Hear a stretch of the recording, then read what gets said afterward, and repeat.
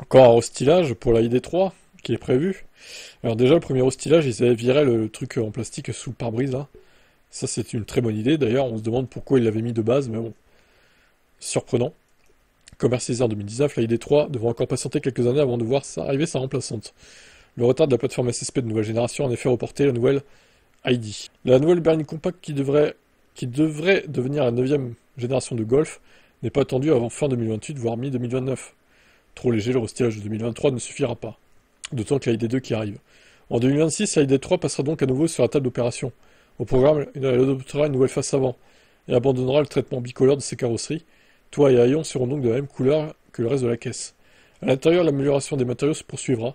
Certains éléments de l'ergonomie seront calqués sur l'ID2. Les commandes physiques devraient donc faire le retour. Il y aura aussi des évolutions techniques.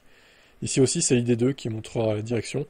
De nouveaux composants de la plateforme MEB A0 seront donc adaptés à bord de la plus grande MEB Evo. Les autres modèles de la famille ID pourraient aussi profiter de ces améliorations pour mener leur carrière à son terme, jusqu'en 2030 ou au-delà pour certains. Ok. Alors, est-ce que ça relancera les ventes? C'est vrai que c'est pas terrible, hein, c'est pas catastrophique, mais c'est pas non plus terrible les ventes de l'ID3. L'ID4 marche un peu mieux, ça risque de suivre en même temps. Moi, je me demande si la ID2 va pas cannibaliser toutes les ventes finales de la ID3, parce qu'au final, l'ID2 étant plus compacte, plus moderne, le design aussi, bon, il y a moins d'espace dans l'ID2, c'est vrai, mais bon, elle sera moins chère aussi, du coup. Hmm.